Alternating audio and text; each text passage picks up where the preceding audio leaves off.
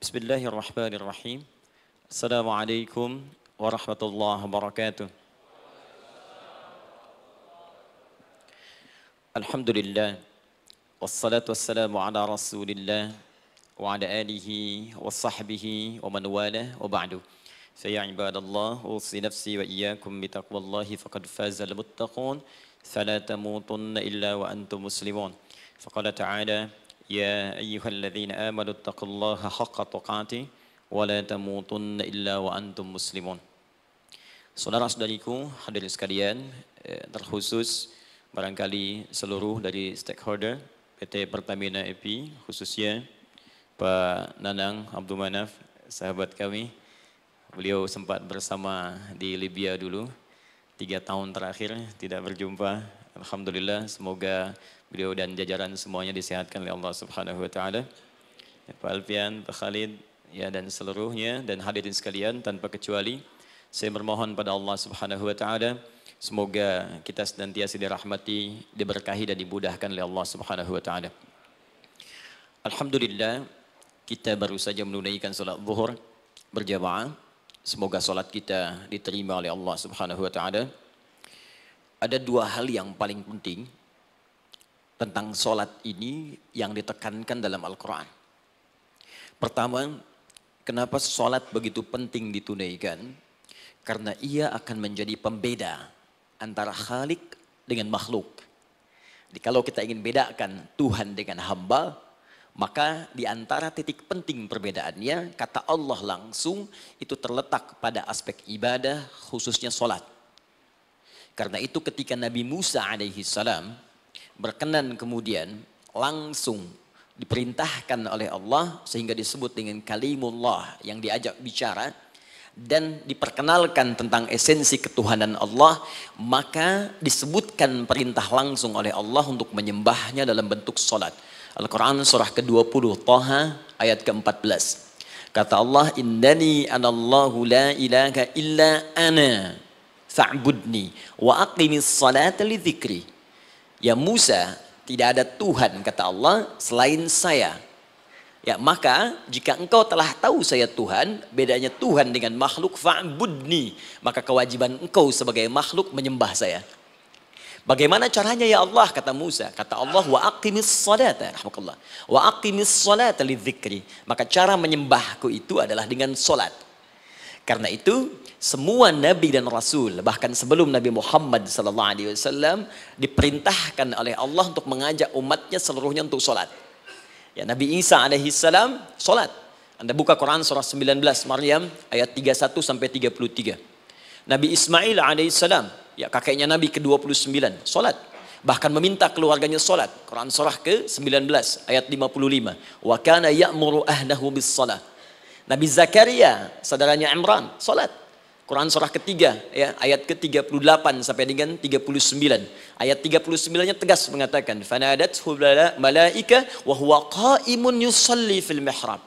Jadi kalau kita urutkan dari Nabi Muhammad SAW sampai Nabi Adam alaihissalam, semua menunaikan sholat kepada Allah Subhanahu wa taala.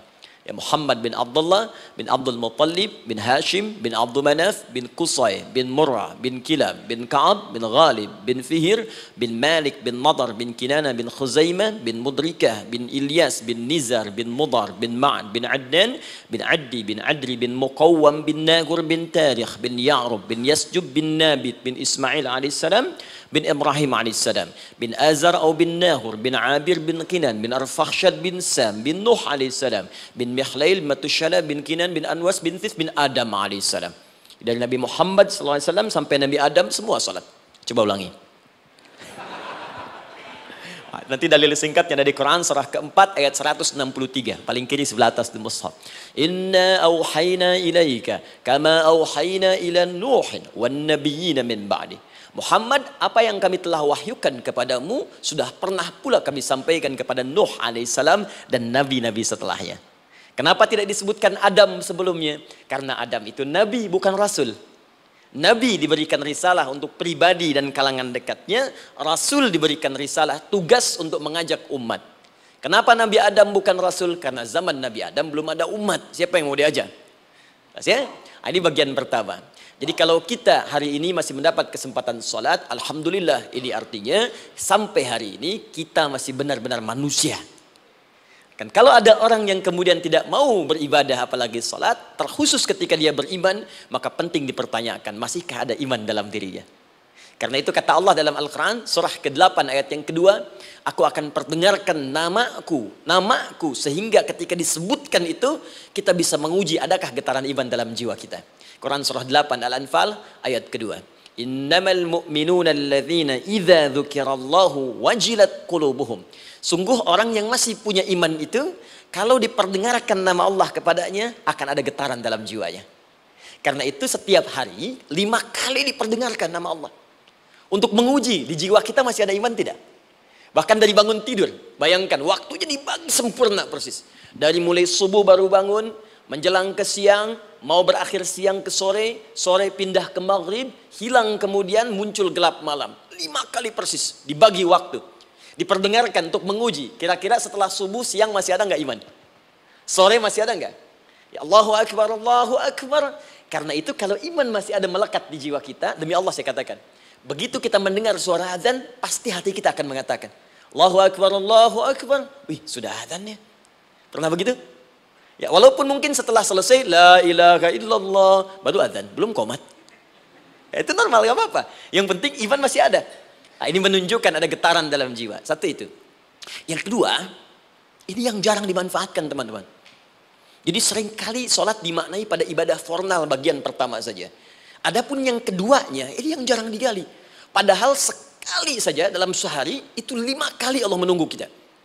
Ternyata sholat itu satu-satunya wasilah ibadah yang disebutkan dalam Al-Quran untuk langsung memohonkan semua kebutuhan yang kita rasakan.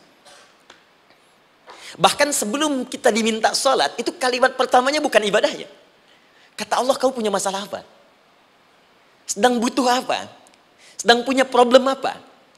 Buka Quran surah kedua Al-Baqarah ayat ke-45 sampai 46. Paling kanan pertengahan di usad. Wasta'inu bis-sabri was-salah. Perhatikan kalimatnya, indah sekali. Ya Allah menempatkan sholatnya bagian kedua. Kata Allah, wasta'inu, hei hambaku.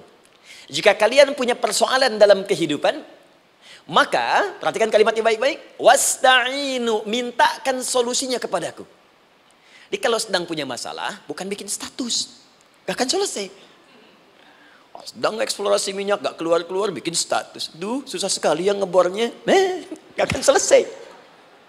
Jalan macet, bikin status. Jakarta macet, ya gak akan selesai.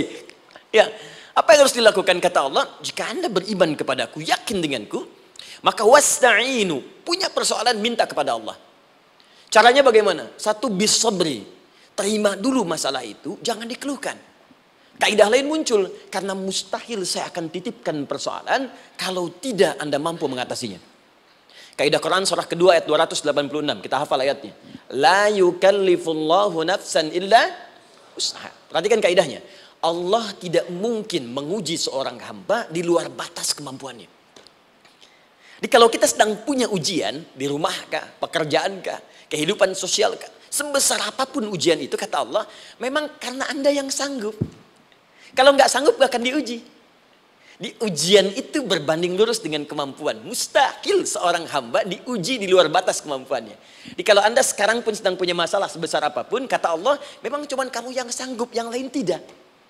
Maka jangan mengeluh. Jangan Anda katakan, ya Allah, why me? Kenapa saya? Kata Allah, why not? Memang kamu yang mampu. Yang lain tidak. Nah, ketika Anda bisa menerima itu dengan sabar, baru datang kalimat kedua. Wassalah. Kemudian datang tunaikan sholat dan mintakan solusi kepadaku lewat sholat.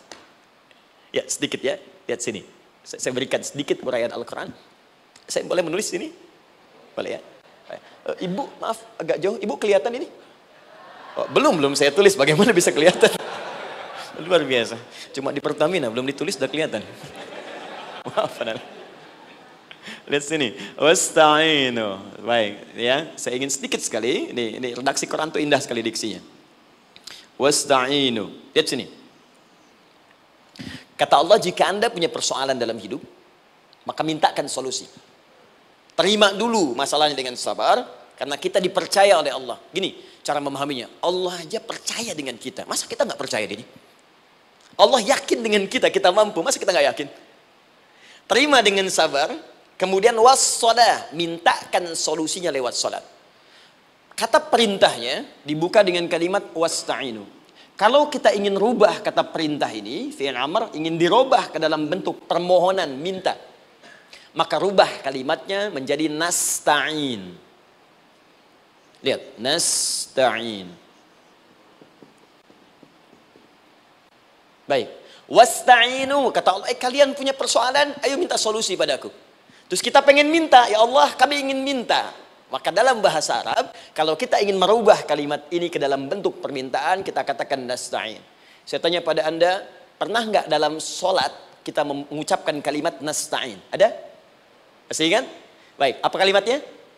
Iyyaka na'budu wa iyyaka nasta'in. Perhatikan, iyyaka na'budu wa iyyaka nasta'in. Iyyaka na'budu, iyyaka, ya Allah, engkau perintahkan aku untuk ibadah. Maka sekarang aku ibadah, sholat. Hanya kepadamu saja. Kan kata Allah, kamu sholat. Terus kita katakan, iyyaka na'budu. Sekarang kami sholat, ya Allah. Nama lain sholat itu ibadah. Kalau kita ibadah, na'budu. Dari mana tahunnya nama lain sholat ibadah? Quran surah ke-20 ayat ke-14. Fa'budni wa aqimis sholat li dzikri. Ibadah kepadaku, caranya sholat. Maka saat sholat kita katakan, iyyaka na'budu. Ya Allah, engkau perintahkan aku untuk ibadah. Sekarang aku ibadah. Wa iyyaka nasta'in. Dan sekarang aku sedang punya persoalan, ya Allah. Aku punya masalah. Aku punya problem. Dan aku yakin hanya engkau yang pasti akan menyelesaikannya. Ketika Anda mengatakan, iyyaka nasta'in, perhatikan hadis qudsinya. Hadisnya qudsi. Ya. Al-Imam Al-Bukhari meriwayatkan, Imam Muslim meriwayatkan, An-Nasai meriwayatkan dari sahabat Abu Hurairah radhiyallahu taala anhu. Ada lagi yang dari sahabatnya Anas bin Malik. Perhatikan kalimatnya. Idza qala al-'abdu iyyaka na'budu wa iyyaka nasta'in, jika hambaku dalam salatnya benar membacanya, benar dari awal salatnya sampai dengan kalimat iyyaka na'budu wa iyyaka nasta'in, ya Allah, sekarang aku ibadah kepadamu dan sekarang aku punya persoalan. Aku mohonkan solusinya darimu. Kata Allah, hadza baini wa baina 'abdi. Ini perjanjian antara aku dengan hambaku. Wali 'abdi. Hadisnya qudsi. Wali 'abdi, kalau hambaku benar salatnya sampai kalimat ini, masa'alah. Apapun yang dia minta sekarang, aku akan kabulkan. Aku akan kabulkan. Pertanyaan saya, berapa di antara kita yang sholat sampai detik ini, ribuan kali ruku dan sujud, yang memanfaatkan momentum ini untuk memohon? Siapa di antara kita yang ketika sholat memohon kepada Allah solusi? Jangan-jangan selama ini sholat itu hanya menjadi formalitas saja. Takbir, ruku, sujud, salam, selesai. Takbir, ruku, sujud, salam, selesai. Padahal Allah sudah menunggu, hambaku, kamu itu punya masalah apa? Makanya setiap waktu dibagi 5 supaya hidup kita ringan. Subuh ke zuhur punya masalah, zuhur salat. Begitu kita mohon, tuntas masalah itu. Zuhur ke asar punya persoalan, asar salat. Dijawab oleh Allah, tuntas persoalan itu.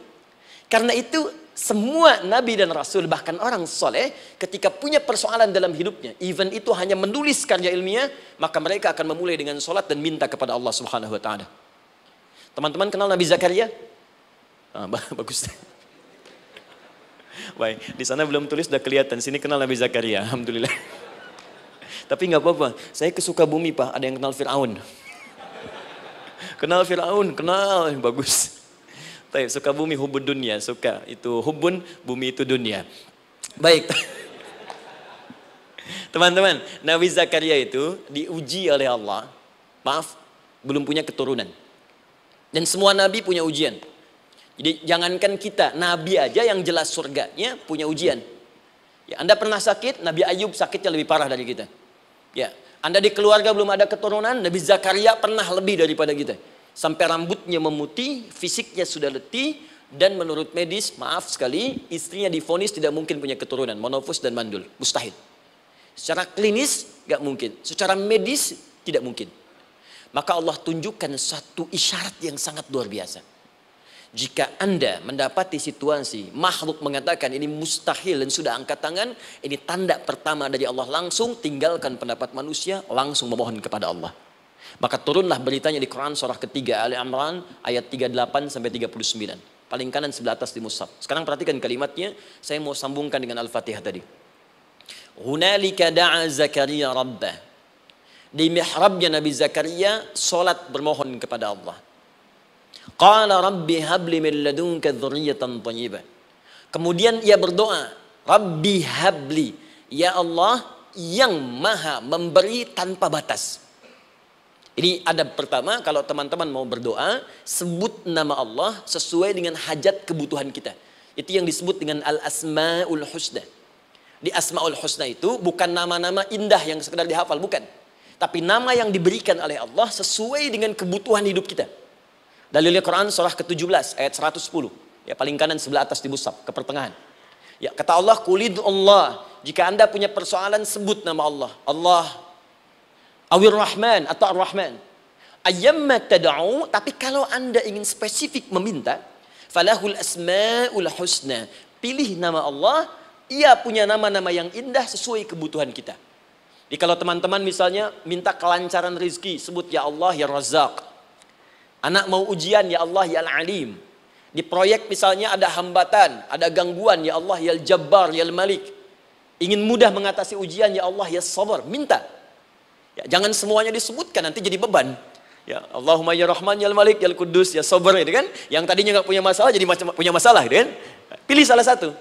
Nah, jika Anda ingin memohon pada satu hal yang mustahil menurut manusia, maka minta dengan menyebut nama Allah yang memberi tanpa batas, mustahil di dalamnya. Nama Allah tersebut namanya Wahhab. Wahhab. Ya Allah, ya Wahhab. Al-Wahhab. Kalau kita rubah dalam bentuk permintaan, maka singkat kalimatnya dengan hab. Hab. Untuk sendiri habli, untuk banyakkan hablana.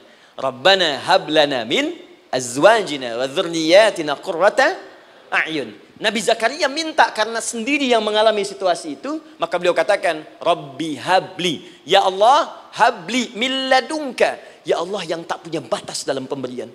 Mereka mengatakan aku tak akan punya keturunan. Mereka mengatakan mustahil aku punya anak. Dan aku yakin kau memberi batas tanpa memberikan pemberian tanpa batas. Aku mohon darimu saja. Darimu saja. Dzurriyyatan thayyibah, keturunan-keturunan terbaik. Innaka sami'ud du'a. Engkau pasti mendengar doa saya. Kalau pada yang maha memohon saja, maha mendengar saja tidak mengabulkan, lantas kepada siapa lagi aku mesti minta? Tapi poinnya bukan itu. Poinnya adalah ini disampaikan oleh Nabi Zakaria dalam keadaan sedang sholat. Mesti berdiri dalam sholatnya. Dalam bahasa Arab berdiri disebut dengan qaimun, qaim, berdiri.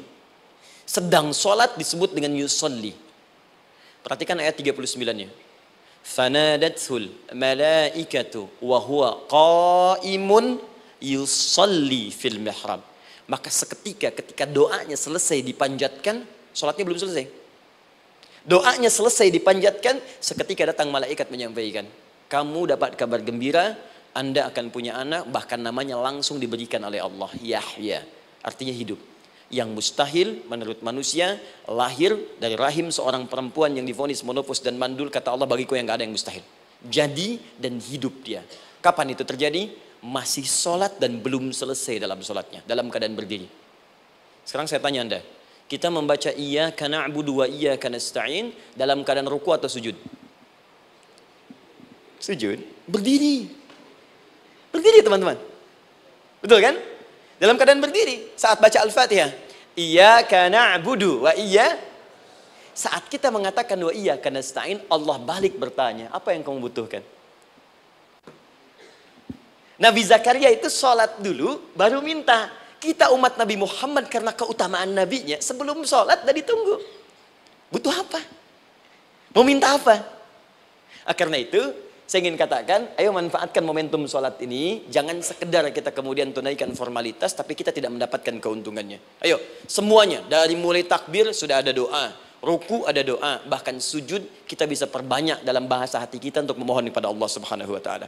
Jelas sampai di sini? Baik. Mudah-mudahan insya Allah doa kita dikabulkan oleh Allah Subhanahu Wa Taala. Ini baru mukaddimah, kita belum mulai. Ini pengantar. Tema kita hari ini tentang Al-Quran. Dan mudah-mudahan kita diberikan insya Allah kelancaran untuk bahasan kita.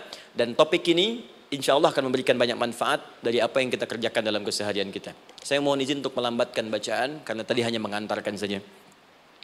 Teman-teman, kenapa mesti Al-Quran? Apa esensi Al-Quran? Dan kenapa Al-Quran diwahyukan pada Nabi Muhammad SAW?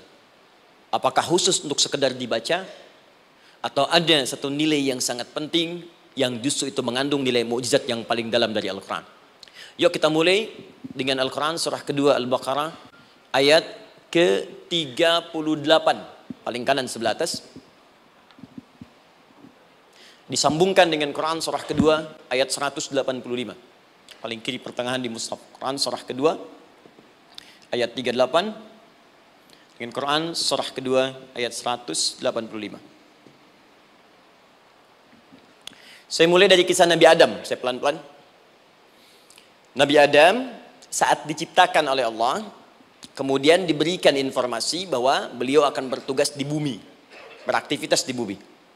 Disampaikan di Quran surah kedua ayat 30, paling kiri sebelah atas.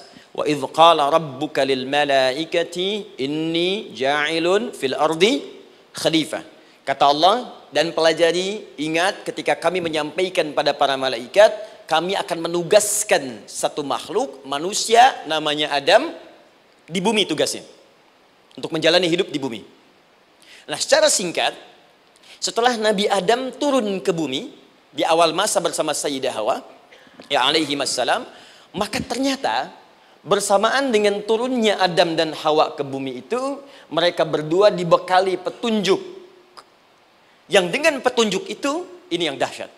Allah jamin semua aktivitas hidupnya, dari mulai yang sederhana sampai yang kompleks, pasti jika diikuti petunjuk ini, dia akan senang menjalaninya dan akan tenang mendapatkan hasilnya.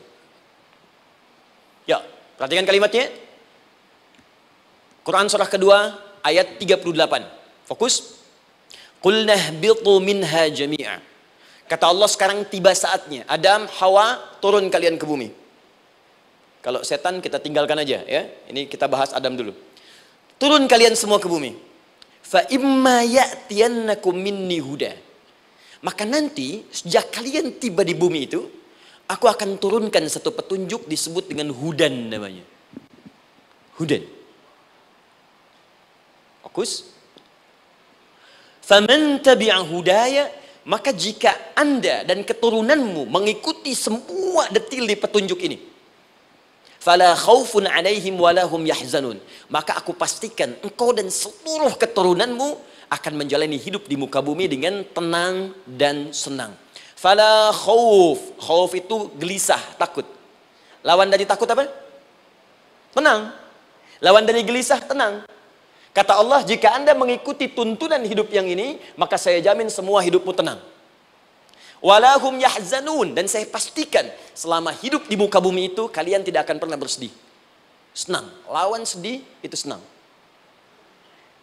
Jadi ternyata kita itu diminta tugas di bumi itu bukan untuk dipersulit. Jadi kalau ada yang hidup sampai saat ini sedih, deh, di rumah tangga sedih, di kantor nggak tenang, pasti di antara poinnya bukan nggak mampu senang, tapi boleh jadi yang hidup ini tidak membaca petunjuk kehidupannya. Anda kerja di perusahaan, teman-teman ada yang di Pertamina, ada yang di yang lain. Kalau Anda nggak ikuti petunjuk, kan pekerjaan tidak akan berlangsung dengan nyaman, kan? Kalau Anda nggak ikuti aturannya, bagaimana bisa mengerjakan petunjuk itu dengan nyaman?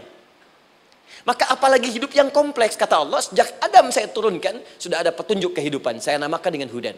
Anda ikuti petunjuk ini, maka langsung jaminan dari Allah, semua yang Anda jalani dalam hidup, pasti saya jamin senang dan tenang. Petunjuk ini disebut apa? Hudan. Nah, agak cepat. Di setiap masa, Nabi Adam selesai hidupnya, generasi kemudian berkembang, datang lagi Nabi Nuh, sampai ke Nabi Muhammad SAW. Perhatikan baik-baik. Setiap berganti generasi akan turun hudan sesuai dengan kebutuhan masyarakatnya pada saat itu. Baik, Nabi Musa menerima kitab apa namanya? Nabi Musa Taurat. Taurat disebut hudan dalam Al-Quran. Muncul Nabi Musa, kitabnya disebut Taurat. Perhatikan baik-baik. Tahukah teman-teman ketika Taurat disebutkan dalam Al-Quran? Buka Quran surah ke-17. Ya, ayat yang kedua. Wa ataina Musal kitaba. Kami berikan kepada Musa kitab. Lihat. Wa ja'alnahu hudan li bani Israil. Dan kitab yang kami berikan itu, yang disebut Taurat, Ali Imran ayat yang ketiga. Wa anzalat Taurata wal Injil. Kami berikan Taurat kepada Musa. Nah, saat Allah turunkan Taurat itu, hudan li bani Israil. Isi Taurat ini adalah petunjuk kehidupan khusus untuk Bani Israel saja. Umatnya Musa. Jadi kalau umat Nabi Musa mengikuti petunjuk hudan, Taurat ini, kata Allah, saya jamin semua hidupnya tenang dengan senang. Nabi Isa turun Injil. Injil disebut hudan dalam Al-Quran. Dan yang terakhir, saya cepat karena waktu kita terbatas. Ketika Allah menurunkan Nabi Muhammad SAW dan dipilih sebagai Rasul, maka saat yang bersamaan beliau pun diberikan petunjuk untuk umatnya. Dan dahsyatnya, petunjuk itu pun disebut dengan hudan. Buka Quran surah kedua, ayat 185. Syahrul Ramadan alladhi unzila fihi al-Quran. Di bulan Ramadan itu, kata Allah, saya turunkan Al-Quran. Kenapa saya turunkan Al-Quran? Hudal linnas. Saya jadikan Quran ini sebagai petunjuk, pedoman hidup linnas, bukan terbatas untuk satu komunitas, tapi untuk seluruh manusia sampai kehidupan berakhir. An-Nas disebutkan 241 kali dalam Al-Quran, menunjuk pada semua manusia tanpa kecuali. Ini bedanya Al-Quran dengan kitab sebelumnya. Taurat hanya untuk kalangan tertentu saja. Jadi selesai nabinya, selesai kitabnya. Injil hanya kalangan tertentu saja. Nabinya selesai, selesai kemudian misinya. Tapi Al-Quran tidak. Ini kalimat pertama langsung dari Allah. Walaupun nabinya wafat, tapi karena Al-Qurannya didesain oleh Allah untuk seluruh manusia sampai kehidupan berakhir, maka pasti Al-Quran itu di setiap masa akan mampu dijadikan pedoman dalam kehidupan. Nah, jadi prinsip pertama, ketika Allah menurunkan Al-Quran, sebenarnya tujuan utamanya bukan sekedar dibaca. Tapi di dalamnya itu ada petunjuk hidup, Pak, Bu. Dan yang buat, yang menciptakan kita. Bukankah Anda kalau ingin memperbaiki sesuatu akan datang kepada penemunya, penciptanya? Anda punya handphone, ada masalah, kan datangnya ke counter handphone. Anda punya mobil, ada persoalan, bukankah datangnya ke dealer? Sekarang kita ingin tahu persoalan hidup kita. Ingin tahu gambaran hidup kita. Ingin tahu misi dan visi hidup kita. Kemana kita kemudian bertanya? Pada pencipta kita. Nah, kata Allah, ketika saya utus manusia pertama kali ke bumi, saya sudah turunkan bagaimana cara menjalani kehidupannya. Dan ternyata berita baiknya untuk kita diberikan oleh Allah satu petunjuk utuh, langsung disebutkan, isinya disebut dengan Al-Quran. Jadi dari Al-Fatihah sampai dengan An-Nas, dia bukan bacaan biasa. Semua di dalamnya ada petunjuk kehidupan kita dari mulai bahkan dalam kandungan sampai kita wafat kepada Allah Subhanahu wa taala. Kalau diikuti petunjuk ini, langsung turun jaminan dari Allah. Hidup kita pasti akan tenang dan nyaman. Saya bacakan cepat ya. Tapi nggak usah ditulis, nanti kalau teman-teman agak terlambat mengikutinya, Anda buka kembali rekamannya, Anda boleh runtutkan kembali. Saya baca cepat saja, dan ini insya Allah Anda hanya akan temukan dalam Al-Quran. Nanti saya berikan rahasia di akhir sebelum kita akhiri. Yuk, satu. Anda silahkan bandingkan dengan buku manapun, referensi manapun, Anda hanya akan temukan dalam Al-Quran. Dari sejak sebelum lahir, bagi perempuan yang tengah mengandung, langsung Allah berikan tuntunan bagaimana agar kandungan itu berjalan dengan sehat, nyaman, dan mudah ke persalinan. Quran surah ke-7 ayat 189. Perkembangannya bisa diamati dan dicek kemudian, ya baik ke dokter atau yang lain. Nanti perkembangannya disebutkan di Quran surah ke-22 ayat ke-5. Dirinci lagi di Quran surah ke-23 ayat 11 dari 9 sampai dengan 13. Kemudian mulai terlahir, dari lahiran diberi petunjuk oleh Allah. Nih, berikan ASI maksimal 2 tahun. Kalau ingin berhenti sebelum 2 tahun boleh, begini caranya. Quran surah kedua ayat 233. Dari sampai usia 2 tahun menjelang balik, kata Allah berikan 4 pendidikan dini. Ini turunannya, disebutkan 1, 2, 3, 4. Jika Anda ajarkan ini, maka anak ini akan tumbuh. 1, dekat dengan Allah. 2, dijamin taat pada orang tuanya. 3, dia akan baik dengan lingkungannya. Dan 4, dia akan bertahan dalam kebaikan sampai dia dewasa. Quran surah ke-31 ayat 13 sampai dengan 19. Usia 7 tahun. Ya, mulai dia balik misalnya, dia akan mulai belajar. Bagaimana cara belajar yang baik supaya cepat paham, gampang mengerti. Turun Quran surah ke-9 ayat 122. Amalannya di Quran surah 96 ayat yang pertama. Kemudian rinciannya diturunkan di Quran surah kedua ayat 282 di ujung ayatnya. Lalu bagaimana mencari sekolah yang bagus, majlis yang baik, guru-guru yang baik, diturunkan Quran surah ke-58 ayat ke-11. Dicontohkan tentang Maryam dan Nabi Isa alaihissalam di Quran surah ketiga ayat 35 sampai dengan 37. Naik lagi, dia mulai dewasa, ya, mulai bergaul, bahkan kadang-kadang merantau, punya tempat komunitas berbeda. Bagaimana supaya dia bergaul tidak terpengaruhi lingkungan yang tidak baik. Maaf ya, kadang-kadang ibu yang sudah mengandung, melahirkan, ayah mencari nafkah, tiba-tiba anak pergi bahkan ke kampus, ke sekolah, dapat teman yang gak bagus, pulang-pulang mengecewakan Anda.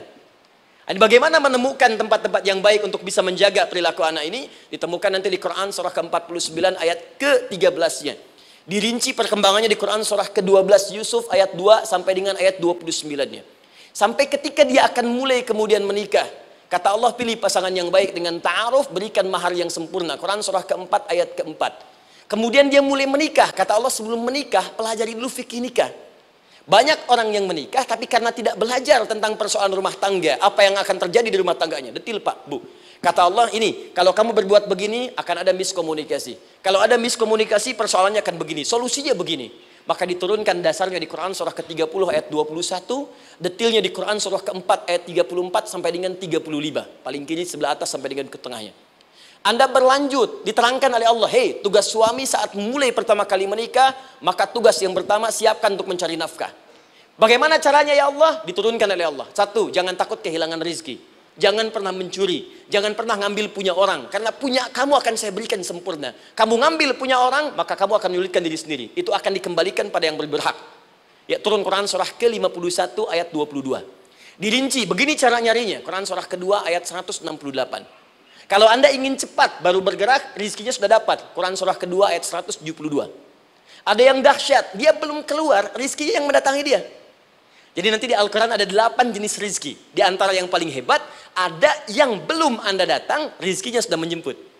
Ada orang mendatangi rizki, ada rizki mendatangi dia. Contoh, Al-Imam Asy-Syafi'i sedang berdiskusi dengan Imam Malik gurunya. Kata Imam Asy-Syafi'i, Syekh, rizki itu mesti saya cari dulu, baru kita dapat. Kata gurunya, ya Syafi'i, ada rizki yang cukup kita beramal dekat kepada Allah, dia akan datang tanpa kita cari dengan ikhtiar manusia. Kata Syafi'i, mustahil. Kata Quran kan kita kerja dulu, baru datang. Kata Imam Malik gurunya, kamu yang belum sampai, kita amalkan ini, rizki datang.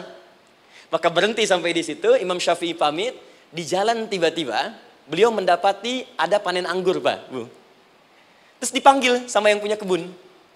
Ya pemuda katanya, sini. Mau bantu nggak? Kalau kamu bantu, kami berikan anggurnya. Maka beliau bantu, panen, petik. Sampai setelah selesai diberikan anggur yang besar-besar, hanum. Senyum, senang beliau. Ternyata senangnya bukan karena dapat anggur. Senangnya karena merasa pendapatnya benar. Kalau saya nggak bantu panen ini, nggak akan dapat saya anggur. Cuma karena saya bantu, saya diberi ini. Maka rasa senangnya inilah dibawa kemudian kepada gurunya, ingin laporan. Tapi perhatikan adabnya. Dia tidak mengatakan, guru, nih saya benar. Kalau saya nggak ikut panen, nggak dapat saya ini. Perhatikan kalimat Asy-Syafi'i. Guru, tadi saya di jalan, dipanggil oleh pemilik kebun, ikut panen anggur. Begitu saya bantu, saya diberikan anggur ini. Beliau tekankan dengan kalimat yang kencang pada kalimat, begitu saya bantu, saya dapat anggur ini. Imam Malik tersenyum mengatakan, Masya Allah Syafi'i luar biasa. Ini siang begitu panasnya. Tadi saya mau keluar ngajar, terfikir di benak saya, Allah kalau ada anggur yang besar-besar, enak rasanya. Tiba-tiba kamu datang bawa anggur. Ini Imam Syafi'i kerja dapat sesuatu, Imam Malik terfikir sesuatu, datang rezeki.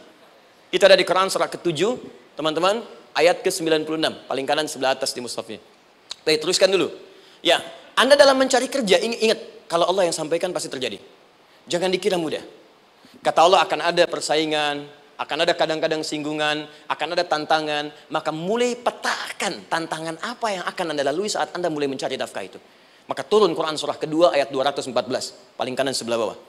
Am hasibtum an tadkhulul jannata. Hei, apa kamu mudah begitu saja mengira akan sukses dalam pekerjaanmu? Bahkan bisa diartikan surga, ingin masuk surga.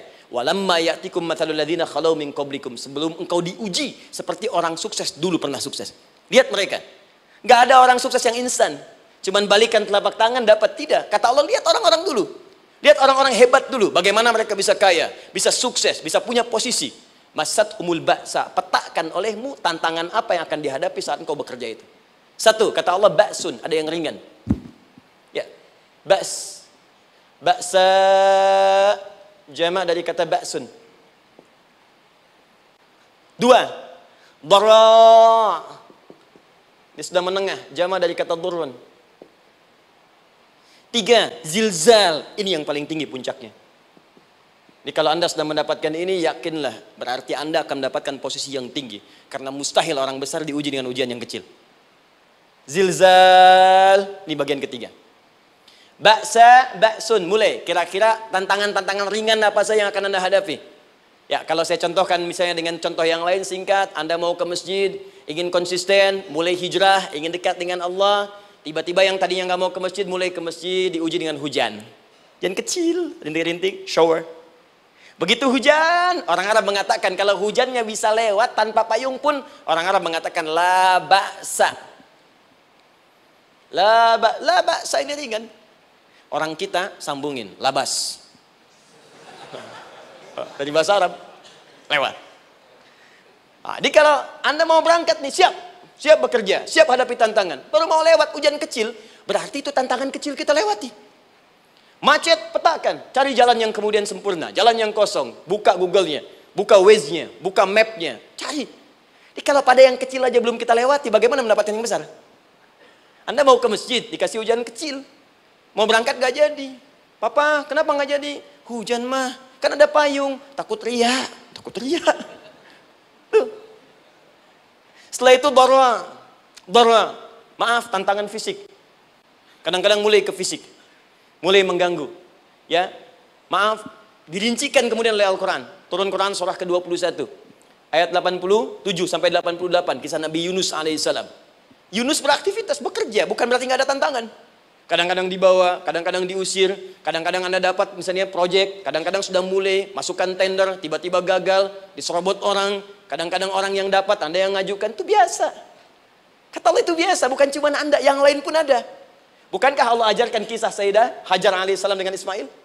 Bukankah bolak-balik naik Safa Marwah, kadang di atas, kadang di bawah, kadang lihat peluang, sampai Marwah ternyata bukan air. Terkadang Anda yang bekerja, tim yang lain yang mendapatkan, karena kerja keras Anda, bisa jadi terjadi. Bukankah yang kerja keras Hajar, yang dapat Ismail? Mungkin Anda yang konsep, yang dapat minyaknya orang lain. Mungkin Anda yang kerja, kan yang suksesnya teman Anda, gak ada masalah. Dan itu kemudian akan bermanfaat bagi Anda. Tidak mungkin setiap keringat yang keluar dari diri kita mustahil, kecuali akan melahirkan manfaat yang kembali pada diri kita. Tantangan. Tapi yang paling dahsyat, ini yang gak ditemukan. Di sebagian referensi yang kita baca. Ketika Allah menjelaskan semua tahapan-tahapan tantangan ini, sampai ke puncaknya zilzal. Zilzal itu kalau bahasa sekarang gempa. Ada ujian yang menggoncang hati kita. Ketika Anda kerjakan, ya Allah, tantangannya dahsyat. Kenapa mesti saya, ya Allah? Kok nggak selesai-selesai, ya Allah? Itu wajar, teman-teman, itu biasa. Kata Allah, orang dulu saja mengatakan, mata nasrullah, kapan ini selesai? Berbahagialah kalau teman-teman sudah mendapatkan tantangan puncak yang paling tinggi ini. Ini artinya Allah sedang mempersiapkan Anda menjadi orang besar di kemudian hari. Dan cara mengatasinya diturunkan Quran surah ketiga ayat 142, paling kiri sebelah atas. Perhatikan dahsyatnya. Yang pertama diterangkan tantangannya, yang kedua dijelaskan cara mengatasinya. Saya mau berhenti sampai di titik ini, nanti saya terangkan cara berinteraksi dengan Al-Quran. Ya, perhatikan baik-baik. Kata Allah, jika kelak engkau sudah bisa memetakan tantangan ini, maka siapkan solusi untuk mengatasinya. Ayatnya dibuka dengan kalimat yang sama persis. Saya pernah sampaikan teori ini di dua perusahaan besar di Indonesia. Yang pertama, ada satu perusahaan, karena ini direkam saya nggak sebutkan perusahaannya, perusahaan otomotif besar, sedang turun gratis, kemudian juga ada inflasi yang tinggi. Terus saya terangkan teori Quran. Dia praktekkan berhasil, Pak. Padahal saat itu saya presentasi di depan non-muslim. Non-muslim. Sales-sales se-Indonesia dikumpulkan, saya bedah tentang ini. Dan mereka berhasil. Sampai sekarang naik lagi. Yang kedua sama, ini direkturnya juga non-muslim. Tapi nggak apa-apa, kita diskusi. Dan mau mendengar teori ini. Dan praktekkan, naik. Ya, dulu di satu perusahaan minyak juga. Sedang turun, karyawan semua dikumpulkan. Lalu kita bahas tentang ini, kita terangkan. Yang ini yang paling menarik dari Al-Quran. Kalimatnya sama persis. Quran surah ketiga ayat 142. Am hasibtum an tadkhulul jannata. Apa Anda duga akan begitu mudah mendapatkan kesuksesan dalam hidup. Tolong fokus baik-baik. Jangan selalu mengartikan jannah dengan surga. Karena asal kata jannah itu artinya kesuksesan, kebahagiaan yang belum tampak. Surga, kenapa disebut dengan jannah? Karena itu puncak kebahagiaan kita yang belum nampak sekarang. Saya kasih rahasia ya. Ini antara kita saja nih. Kalau ada kata jim dengan nun di depannya, itu pasti tidak nampak. Tersembunyi. Apapun tambahannya. Ya, misal, jin kenapa disebut dengan jin? Karena memang ketika diciptakan, dia tidak tampak. Tersembunyi. Lawannya ins. Karena itu kita disebut ins. Karena saat lahir kita tampak. 18 kali disebutkan dalam Al-Quran. Ya ma'syaral jinni wal ins. Wa ma khalaqtul jinna wal ins. Jadi jin disebut jin karena memang fitrahnya tersembunyi. Gak nampak. Jadi kalau ada jin melakukan penampakan, itu jin sedang kena masalah. Sedang keluar dari fitrah. Sama dengan manusia, harusnya tampak. Jadi kalau ada manusia yang senang sembunyi-sembunyi, dia sama dengan, bukan saya yang bilang, sedang punya masalah. Ke kantor, sembunyi-sembunyi. Hati-hati Pak Alfian tuh. Biasa ada pintu depan, masuk pintu belakang. Suami di rumah, buka WA, sembunyi-sembunyi. Bu, hati-hati tuh. Pulang lewat pintu belakang, berarti sedang punya persoalan dalam hidup. Setiap ada jim dengan nun, pasti tersembunyi. Ibu punya janin, rahim. Dalam rahim ada janin. Kenapa disebut dengan janin? Jim, nun, ya, nun. Karena sosok itu belum nampak dalam pandangan kita. Nanti kalau sudah lahir, baru tampak. Jannah, kenapa disebut jannah? Karena belum tampak dalam pandangan kita. Nanti kelihatan. Karena itu dalam Al-Quran, kata jannah itu tidak dikhususkan dengan surga. Tidak dikhususkan dengan surga. Kadang-kadang menunjuk aspek kesuksesan yang belum tampak. Anda mau ngebor minyak, minyaknya belum tampak. Belum kelihatan. Anda mau kerja, ya hasilnya kan belum tampak, baru ikhtiar sekarang. Karena itu orang Arab disebut kaya kalau mereka mendapatkan kebun yang tak tampak sebelumnya. Kebun anggur, bukan kurma, kalau kurma banyak. Kebun anggur, ada apel, ada jeruk, sampingnya ada sungai-sungai, disebut dengan jannah. Ya, kalau punya unta, nggak kaya di Arab, biasa. Karena yang kelihatan padang pasir, unta, hitam, merah, biasa. Tapi kalau sudah punya kebun, kebun anggur yang sulit di padang pasir ada kebun, itu baru disebut kaya. Karena itu orang Arab kadang mengartikan jannah dengan aspek kesuksesan yang belum tampak. Diartikan dengan kebun anggur, kebun apel, dan macam-macamnya. Perhatikan.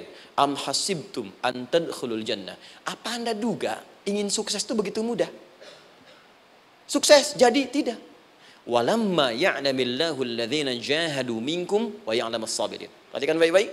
Sebelum Allah memastikan pada diri Anda terdapat dua hal yang paling utama untuk mengatasi tantangan tadi.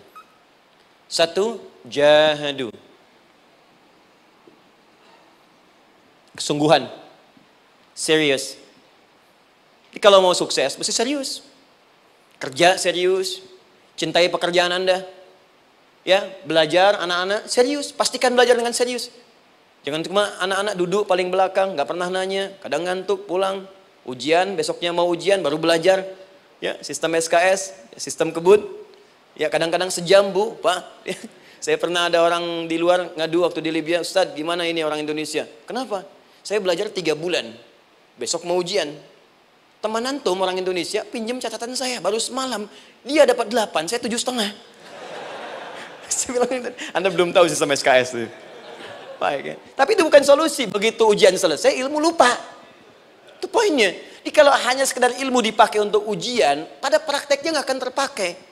Ini banyak anak sekolah sekarang hanya belajar untuk ujian saja. Padahal kalau dipraktekkan, kadang kaitan dengan agama tinggi Bu, Pak. Fisika itu dengan agama itu tinggi. Gaya F1 sama dengan F2, gaya gerak sama dengan gaya dorong. Gaya sedikit, maka keluarnya sedikit. Pukul kencang, bunyinya kencang. Imannya kalau kuat, amalan jadi banyak. Iman sedikit, amal pun sedikit. F berbanding lurus dengan P, hukum Pascal. Gaya berbanding lurus dengan tekanan. Masuk bab akhlak. Makin banyak gaya, makin banyak tertekan. Nah itulah. Gaji 5 juta, gaya 10 juta, kan? Ini serius. Serius, di divisi apapun Anda, saya 3 sepekan lalu lah takziah ke tempatnya yang Habibie, terus diminta tausiah di sana. Dan saya perhatikan beliau termasuk yang paling serius ketika diberikan tugas apapun. Gak pernah diberikan amanah kecuali mencintai pekerjaan itu. Yang Habibie demikian. Ciri orang sukses itu serius. Tapi keseriusan itu, kata Allah petakan jadi 3 bagian lagi. Karena jahadu itu punya 3 turunan kata. 1, keseriusan merencanakan, disebut ijtihad namanya.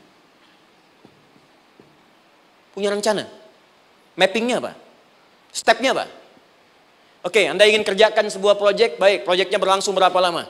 Target kita apa? Jangka panjangnya, menengahnya, jangka pendeknya. Kemudian apa tantangan yang akan dihadapi di setiap tahapan-tahapannya? Selesaikan. Bahkan saking pentingnya tahap perencanaan ini ditunjukkan oleh Allah langsung lewat sholat. Teman-teman masih ingat sholat pertama yang kita kerjakan setiap hari, sholat apa namanya? Subuh. Apa artinya subuh? Tuh, ini masalahnya. Ini kata Al-Quran sendiri ya, kata Al-Quran sendiri. Nanti akan ditemukan orang yang ibadah tidak paham apa yang dikerjakan dan dilakukan dalam ibadahnya. Contoh sholat. Kata Allah akan ada orang sholat yang saat sholat tidak mengerti apa yang ia baca dan ia lakukan dalam sholatnya. Jujur tanyakan pada diri kita. Sampai detik ini, dari sekian ribuan kali ruku dan sujud, berapa persen bacaan sholat yang kita pahami? Jangan-jangan kita ruku tapi nggak ngerti yang dibaca. Sujud tak paham yang diungkapkan. Bagaimana bisa khusyuk? Mustahil. Maka kembali ke sini. Kenapa sholat pertama itu disebut dengan subuh? Teman-teman, ternyata semua nama sholat dari subuh sampai isya, plus bacaan dan gerakan dari takbir sampai salam, itu bukan sekedar gerakan semata. Semua ada artinya, ada maknanya. Dan diajarkan oleh Nabi langsung. Subuh disebut dengan subuh. Ada 2 kata. 1, fajar. Quran surah ke-17 ayat 78. Inna Qur'an al-fajri kana mashhuda. Kedua, subuh di surat At-Takwir. Was-subhi idza tanaffas. Kenapa disebut fajar? Fajar itu pancaran positif, pancaran kebaikan. Jadi kalau yang baik disebut fajar. Kalau yang jelek disebut fujur. Fujur ada di Quran surah 91 ayat 7 sampai 8. Wa nafsi wa ma sawwaha fa'alhamaha fujuraha wa taqwaha. Fujur itu rambatan, gelombang buruk yang muncul dari nafsu. Ya, ditembuskan ke elemen tubuh kita. Misal gini. Tiba-tiba pengen marah. Ya, di tubuh kita mengatakan melotot, maka ini ada pancaran di hati kita nyambung kemudian ke mata. Ini rambatan dari sini ke mata disebut fujur namanya. Mau ke tangan pukul, masuk ke tangan. Itu rambatannya disebut fujur namanya. Ya. Yang baiknya disebut fajar. Ya, misal saya ingin sholat, tiba-tiba hati mengatakan sudah azan, merambat ke kaki, cepat melangkah. Cepat wudhu. Nah, itu rambatannya disebut fajar namanya. Atau infajar. Ini pasti ada, ya. Fujur nama lainnya nafsu. Disebutkan 115 kali dalam Al-Quran. Takwa, rambatan fajar, sumbernya takwa. Disebutkan 115 kali dalam Al-Quran. Di jiwa kita ada takwa, ada nafsu. Takwa yang dorong malaikat, disebutkan 88 kali dalam Al-Quran. Nafsu yang dorong setan, disebutkan sama 88 kali. Di setiap Anda akan mengerjakan satu hal, pasti akan yang mendorong pada yang baik, akan mencegah dari yang baik itu nafsu. Pasti itu. Pak Alfian mau tanda tangan proyek. Tiba-tiba disodorkan, Pak, ini Pak. Kok begini proyeknya? Perbaiki, karena ada yang nggak beres. Tapi fee-nya lumayan Pak, 1 miliar. Nggak bisa, jiwa takwa mengatakan jangan terima Pak. Bapak mengatakan maaf, ini jari tahiyat, gak akan pernah dipakai maksiat, perbaiki, datang lagi. Ini Pak, kok sama? Fee-nya diperbaiki Pak, 100 miliar. Nafsunya mulai berkata, terima. Takwanya bilang, jangan. Akhirnya beliau katakan, tangan tahiyat gak akan pernah dipakai maksiat. Tapi tunggu, saya istiqoroh dulu.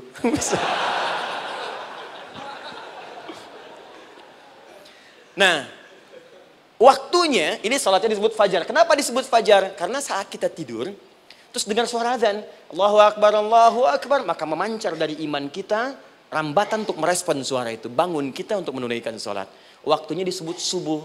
Kenapa disebut subuh? Dari kata asbah. Asbah itu artinya yang siap dengan rencana. Ya, orang Islam tuh nggak ada yang bangun dari tidurnya kecuali punya rencana jelas yang akan dieksekusi di hari itu. Makanya sebelum kita bekerja mengeksekusi itu, kita datang menghadap Allah supaya Allah berikan kemudahan di setiap aktivitas kita. Coba lihat manajemen Nabi. Bukankah sebelum tidur beliau istighfar dulu? Dirinci pekerjaannya, dicatat yang akan dikerjakan besok, istighfar 70 kali, 100 kali. Sehingga dengan istighfar saat tidurnya tenang. Coba kita biasakan. Ada yang baca Quran, ada yang istighfar. Kalau nggak percaya silahkan cek. Begitu Anda lakukan, tidurnya enak. Besoknya rencana itu sudah siap. Makanya ketika bangun, siap jam 7 mau kemana, jam 8 ada di mana, jam 12 kerjakan apa. Sebelum mengerjakan itu, datang kepada Allah, sujud, ya Allah, saya punya rencana ini tolong mudahkan. Begitu caranya. Itu yang disebut dengan subuh. Nah, sekarang kembalikan peta hidup kita mau seperti apa ke depan. Ijtihad. Yang kedua, kalau sudah jelas konsepnya, visinya sudah ada, maka jihad. Yang kedua jihad. Jihad itu eksekusinya, aksinya, actionnya, perjuangan fisiknya. Rencananya apa? Tahajud malam nanti. Bismillah. Jam berapa? 2:30. Baik, yuk kita mulai rencanakan. Eksekusi rencananya. Bagaimana cara kita bangun 2:30? Pasang alarm. Jam berapa alarm dipasang? 3 kali. Pertama 1:30, kedua 2 kurang 1/4, ketiga jam 2 lewat 1/4. Baik. Alarm pertama untuk mematikan alarm kedua. Alarm kedua matikan alarm ketiga. Ketiga siap-siap. Baik. Siap bangun. Jihad. Awas, ini penting ya, jihad itu jangan dipersempit maknanya kepada situasi peperangan saja, tidak. Banyak jihad itu luas sekali medannya. Karena jihad itu perjuangan fisik. Dan maaf sekali, dalam konteks perang pun bukan menyerang orang. Tapi membela diri saat diserang. Di Islam itu bukan agama ekspansi. Cek di sejarah, nggak ada Islam menyerang. Yang ada itu membela diri saat diserang. Atau saat orang lain dizalimi dan kita diminta untuk terlibat, kita membantu. Ini bukan dalam konteks sekarang yang banyak dibincangkan. Tembak orang, bom orang, nyerang orang. Bukan. Itu waktu kejadian bom Tamrin itu pertama, saya di Lampung posisinya. Itu begitu meledak, tuar. Pertanyaan pertama Pak di Balistani, Ustadz, apakah bom di Jalan Tamrin termasuk jihad fisabilillah? Saya bilang, Pak, sependek pengetahuan saya, jihad fisabilillah itu jihad di jalan Allah, bukan di Jalan Tamrin. Kaidahnya beda.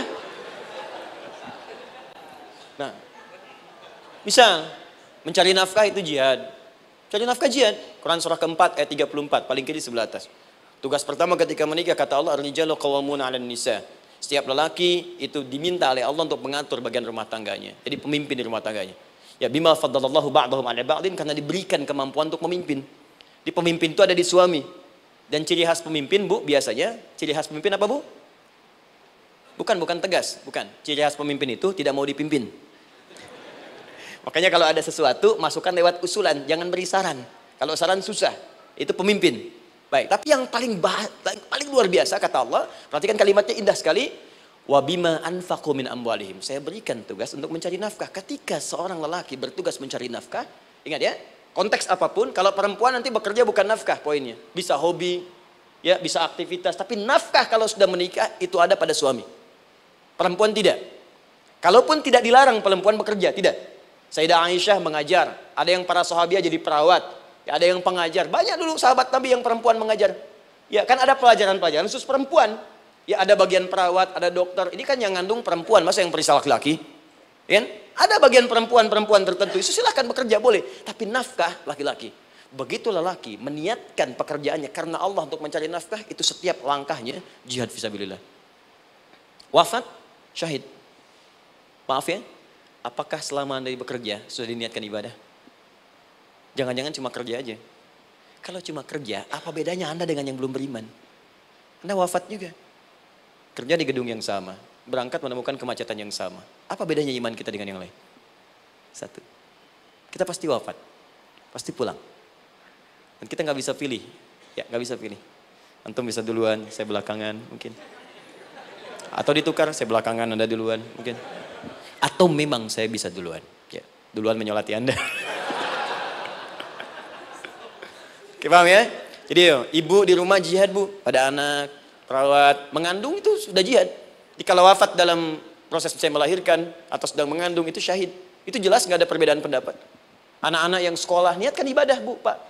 Mohon maaf ya, mesti ada bedanya. Iman kita di rumah mesti itu terpancar kepada anak-anak. Ajarkan mereka sekolah yang baik. Pilih sekolah yang mengajarkan sholat, mengajarkan baca Quran. Sekarang banyak kok. Fisikanya bagus, Qurannya bagus, kimianya bagus, sholatnya juga bagus. Cari, kalau bisa dunianya bagus, akhirat bagus, kenapa hanya pilih dunia saja? Siapkan, itu jihad. Terakhir, tidak mudah mengeksekusi ini, pasti ada tantangan yang ketiga, namanya mujahadah. Mujahadah. Tantangan mengatasi gejolak jiwa. Kadang-kadang malas, capek, ya belum eksekusi dilakukan, sudah berdebat pada yang tidak penting, sehingga tidak menghasilkan kesimpulan. ragu-ragu, khawatir, maka atasi semua itu. Turun Quran surah kedua ayat 216. Kutiba alaikumul qitalu wa huwa kurhul lakum. Kalau engkau sedang tidak nyaman, maka perangi ketidaknyamanan itu jika engkau ingin mendapatkan kesuksesan yang telah engkau cita-citakan. Asa an takrahu syai'an fa huwa khairul lakum. Boleh jadi apa yang engkau tidak rasakan sekarang, engkau rasakan gak enak, gak nyaman, di balik itu Allah sedang siapkan sesuatu yang lebih baik untukmu. Wa asa an tuhibbu syai'an fa huwa syarrul lakum. Mungkin yang engkau harap-harap sekarang boleh jadi itu belum baik untukmu sekarang. Allahu ya'lamu wa antum la ta'lamun, karena Allah lebih tahu masa depan, engkau pikiranmu pendek sampai di sini saja. Maka teman-teman sekalian, kembalikan lagi, tidak pernah Anda akan temukan dalam Al-Qur'an kecuali bimbingan hidup yang semuanya nyata. Silahkan cek. Itu baru pekerjaan. Belum ibu di rumah, ibu capek merawat anak, kadang mengeluh, kadang nangis. Turun Quran surah ke-17 ayat 23. Kadang-kadang ada beda pendapat dengan suami, Quran surah ke-4 ayat 34 sampai 35. Masalah kondangan saja, Pak, bisa beda pendapat. Ya. Ya, Pak, kan ada family gathering malam. Mama pakai baju apa ya? Hijau apa yang biru? Masya Allah, kata Anda biru bagus, mah. Kata Mama kayaknya hijau deh, Pak. Tuh. Nanya tapi udah punya jawaban. Ya, bagus kalau dipakai, begitu keluar kuning. Naik lagi, Anda udah 40 tahun, anak masih ada, turun Quran surah ke-46 ayat 15. Kemudian naik lagi sampai Anda sepuh, sampai kembali ke keadaan tidak normal seperti anak-anak lagi, Quran surah ke-22 ayat ke-5. Sampai ada amalan, kalau Anda jangan kira Anda akan hidup selamanya, Anda pasti wafat. Quran surah ke-3 ayat 185. Bahkan diajarkan kalau wafatnya ingin enak, begini caranya. Pelajari Pak, jangan cuma dunia, kita akan meninggal. Ini ada di Quran, kalau pengen meninggalnya enak, begini caranya. Ya kalau nggak percaya silahkan amalkan, nanti kita akan lihat di akhir. Ya. Betul, akan kelihatan. Quran surah ke-89 ayat 27 sampai 30. Kalau kalian nggak pelajari ini, silahkan kata Allah, saya berikan yang ini yang kedua sambil dipukulin malaikat. Quran surah ke-8 ayat ke-50. Sampai di alam kubur dijelaskan, kalau nanti Anda wafat, Anda pindah ke alam kubur, kalau ingin dikuburnya terang, nyaman, banyak rezekinya, lakukan amalan Quran surah ketiga ayat 169 sampai 172. Tapi kalau Anda abai, Anda akan seperti Firaun dulu. Setiap pagi sampai petang ditampakkan neraka. Quran surah ke-40 teman-teman sekalian disampaikan oleh Allah langsung ya, dari ayat 45 sampai 46 ya. Sampai terjadi kiamat disampaikan Quran surah ke-75. Sampai dihisab, ada yang masuk surga tanpa hisab, Quran surah kedua ayat 25. Ada yang masuk neraka tanpa hisab. Ada. Kan yang kita tahu surga aja, masuk neraka tanpa hisab ada. Quran surah 18 ayat 99 sampai dengan 100. Sampai disebutkan surga yang paling indah nomor 1 bersama Nabi dan orang-orang soleh. Jadi kalau Anda masuk sini, tetangga Anda semua Nabi. Ya, depannya Nabi Ibrahim, belakangnya Nabi Musa misalnya, samping kirinya Nabi Yusuf, ya, samping kanannya Nabi Muhammad SAW. Itu cuma 3 golongan, orang soleh, para syuhada, orang-orang jujur dalam kehidupan dunianya. Jadi kalau Anda jadi pekerja yang jujur, taat kepada Allah, Anda berpotensi masuk surga bersama semua Nabi dan Rasul yang pernah diutus. Ya. Baik, itu ada di Quran surah keempat ayat ke-69. Ada yang kedua di taman surga, Quran surah ke-51 ayat 15 sampai dengan 18. Ada yang surga seluas langit dan bumi, Quran surah ketiga ayat 133 sampai 134. Ada yang neraka yang biasa, ya, sebiasa-biasa nerakanya kebakar juga. Quran surah 4 ayat 56. Tingkat paling tinggi neraka jahanam untuk 2 golongan, munafik, ingat, munafik dan kafir. Jadi kalau Anda pun muslim, jauhi perbuatan munafik. Karena munafik akan mengantarkan langsung ke dalam neraka jahanam. Quran surah keempat ayat 140. Mana yang tidak ada? Mana yang tidak ada di Quran? Semua ada. Bisnis ada, ya, birokrasi ada, diplomasi ada, mengajar ada, ilmu ada.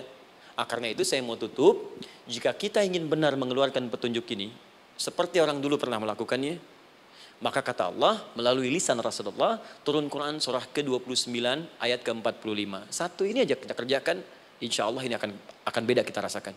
Utslu ma uhya ilaika minal kitab. Jika kalian kemudian hidup di muka bumi, maka keluarkanlah bimbingan dari Al-Quran sesuai dengan kebutuhan kita secara tematik. Utslu itu dari kata tilawah. Tilawah itu baca, pahami, amalkan. Karena itu setiap kita baca Al-Quran, di sampingnya pasti ada yang menerjemahkan supaya kita paham. Betul kan? Ketika ada yang baca Al-Quran, di sampingnya ada siapa? Ya, sari tilawah kan? Baik, sari tilawah itu bahasa Indonesia. Ya, sari, sebetulnya tilawah saja. Tapi mungkin saat yang menerjemahkan dulu pertama di Indonesia, namanya Bu Sari. Karena itu disebut sari tilawah. Ya, kalau Adi mungkin ada tilawah gitu kan? Nah, jadi teman-teman caranya begini. Anda keluarkan sesuai kebutuhan. Enggak semua ayat Quran mesti kita kaji. Kalau mau dari awal dari akhir, bagus. Kalau baca silahkan. Hatamkan, Nabi juga hatamkan. Tapi kalau Anda ingin ambil sesuai passion kita. Anda pebisnis, kenapa enggak mengeluarkan ayat bisnis di Quran? Teman-teman yang diperminyakan, keluarkan ayat-ayatnya ada. Quran surah At-Tur, surah 52 itu, keluarkan. Ya, wal bahrul masjur, Dan jika Anda akan melakukan eksplorasi di laut, carilah laut yang punya nih kualifikasi begini. Yang di bawahnya ada endapan tanah yang melahirkan api, kata Allah tuh. Itu potensial ada minyaknya. Kalau yang kerja di batu bara, turun Quran surah Fatir, surah 35 ayat 27 sampai 29. Ini jenisnya. Ada yang kelihatan dari jauh, ada yang harus digali, ada yang kelihatan dari jauhnya kelihatan hijau, ada kelihatan menghitam. Disebutkan langsung. Ada. Kenapa nggak Anda turunkan dalam bentuk-bentuk tematik yang itu bagian kita? Ada yang pokok, ada yang spesifik. Yang pokok tentang sholat, karena semua orang sholat. Tentang ayah. Anda jadi ayah berapa tahun? Kenapa nggak dikeluarkan di Quran ayat-ayat tentang ayah? Kenapa nggak dikeluarkan di Quran ayat-ayat tentang ibu? Jangan jauh-jauh dulu bicaranya. Tentang belajar. Nah, nanti eksekusinya kalau mau cepat buka kitabnya Al-Imam Al-Bukhari. Ada kitab hadis, saya akhiri, yang dikarang oleh Al-Imam Al-Bukhari dan sangat populer. Apa nama kitabnya? Kalau hafal saya kasih hadiah. Apa kitab Imam Al-Bukhari yang populer? Ya.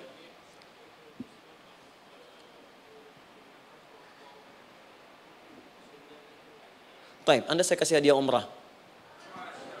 Taib. Insyaallah. Januari awal, insyaallah ada yang kami hadiahkan umrah dari atlet peraih Asian Games. Ya, Anda boleh ikut nanti. Ya, ada juga saya senang saya cinta dengan bangsa ini. Jadi ada peraih Asian Games medali emas yang kemarin itu akan kita berangkatkan umrah semua peraih medali emasnya. Nanti gelombang pertamanya bulan Januari. Ya 2020 nanti sekitar 3 bulan lagi insyaallah Anda nanti akan mengikuti. Ada juga nanti dari kalangan Polri, ada TNI juga yang akan ikut dan saya sertakan. Baik. Al-Jami As-Sahih Al-Musnad Al-Mukhtasar min umuri Rasulillah sallallahu alaihi wasallam wa sunanihi wa ayyami. Itu namanya. Ayo ulangi. Disingkat Sahih Al-Bukhari. Kenapa saya bacakan lengkap? Bukan karena singkatannya, tapi banyak orang sekarang baca buku, baca kitab hanya langsung ke isinya. Padahal setiap ulama ketika menuliskan judul kitabnya, itu pasti ada petunjuk di dalamnya. Kata Imam Al-Bukhari, Al-Jami As-Sahih. Kitab ini saya buat sebagai petunjuk umum miniatur kehidupan Nabi yang bisa kita ambil hikmahnya sekarang. Jadi kalau kita pengen tahu bimbingan Nabi di masa lalu, supaya kita terapkan sekarang, buka kitab saya ini. Semuanya mustad bersambung kepada Nabi. Sahih saya pastikan, saya teliti satu-satu. Al-Mukhtasar, saya persingkat gak bertele-tele. Nah ini poinnya. Min umuri Rasulullah SAW wa sunani wa ayyamihi. Ini semua pekerjaan Nabi selama 24 jam. Secara singkat saya tutup dibagi 97 pembahasan. Setiap 97 pembahasan, satu babnya itu berisi bimbingan hadis-hadis Nabi. Di situ ada bab tentang bisnis, kitabut tijarah. Bab tentang ilmu, kitabul ilmi. Bab bahkan tentang sakit, kalau pengen cepat sembuh apa? Kitabul marid. Bab tentang pemerintahan, kitabul imarah. Bab tentang penguatan iman, supaya naik gak turun-turun, kitabul iman. Anda tinggal pilih profesi apa, cari Sahih Al-Bukhari, harganya murah. Maaf dibandingkan pulsa Anda pun masih murah kitab Al-Bukhari. Ya, beli 4 jilid cuma 350.000 yang bahasa Arab saja. Ya, kalau mau terjemahan, cari terjemahannya. Ya, dapatkan itu, keluarkan babnya sesuai profesi kita. Itu ketika dibuka kitab ini, yang pertama muncul ayat Quran dulu. Ini ayatnya, ini hadisnya. Ini ayatnya, ini hadisnya. Teman-teman gak usah baca semuanya, keluarkan passion Anda apa, di situ belajar. Sebulan saya belajar ini, besok saya pindah lagi. Sebulan topik ini, besok ke topik yang lain lagi. Saya kira insya Allah kalau itu kita terapkan dengan baik, maka Al-Quran akan hidup dalam seluruh aktivitas kita dan mudah-mudahan keberkahan akan diturunkan oleh Allah Subhanahu Wa Taala. Ya, tidak cukup dengan amin, mulai dulu. Ya, mulai dulu, petakan dulu, eksekusi dulu. Saya kira itu yang saya sampaikan. Anda punya hak dan kewajiban, hak Anda sudah dapatkan dan kewajiban kita semua untuk kembali beraktivitas. Saya mengucapkan terima kasih atas undangan dari pihak Pertamina untuk Anda seluruhnya. Saya ingin tanya kalau jamaah di sini ada berapa kurang lebih?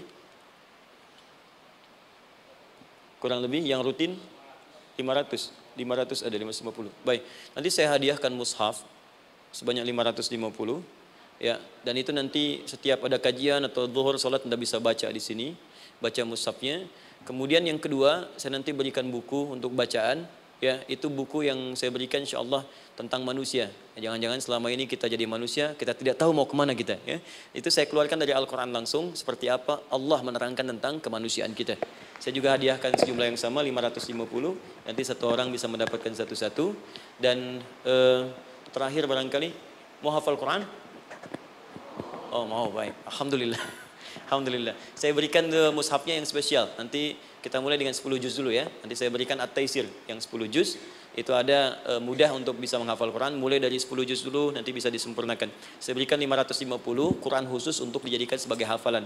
Nanti cara menghafalnya bisa dibuka saja di YouTube. Nanti di situ ada cara kami menjelaskan. Dan bulan depan kita ada karantina akbar. Jadi menghafal Quran dalam 30 hari. Alhamdulillah angkatan pertama sudah selesai. Ada yang hafal 24 hari, 23 hari. 30 juz, bukan juz 30 ya. Ada yang 30 hari. Ya, ada juga. Sekarang sedang gelombang kedua. Mudah-mudahan di Pertamina ini juga insya Allah dalam proses bekerja ada juga yang menghafal dan hafal Quran insya Allah ya. Saya kira itu, nanti pulang dari sini dikabari. Kalau ada mobil disiapkan, kalau tidak ada kami juga coba antarkan. Nanti kami siapkan dan mudah-mudahan bisa bermanfaat untuk teman-teman. Kalau ada yang bisa saya lakukan untuk bersinergi di sini, untuk membuat teman-teman lebih dekat dengan Allah, sampaikan. Dan saya dengan senang hati. Ya, saya datang sendiri, tulis sendiri, nerangin sendiri, ngapus sendiri, gitu kan. Terus juga berikan apa yang Anda butuhkan. Kalau dengan semua itu Anda belum juga dekat dengan Allah, ya saya harus bagaimana lagi, gitu kan. Baik. Kita berdoa, mudah-mudahan doa kita dikabulkan Allah. Ada 3 cara berdoa. Pertama cukup dengan hamdalah kalau singkat. Kedua kalau ada perselisihan, kifaratul majlis. Dan yang ketiga, kadang Nabi berdoa, sahabat mengikuti dalam momentum yang khusus. Saya ingin menggabungkan ketiganya. Mudah-mudahan dengan itu keberkahan diberikan luas kepada kita semua. Alhamdulillahi Rabbil Alamin. Hamdan syakirin, hamdan na'imin.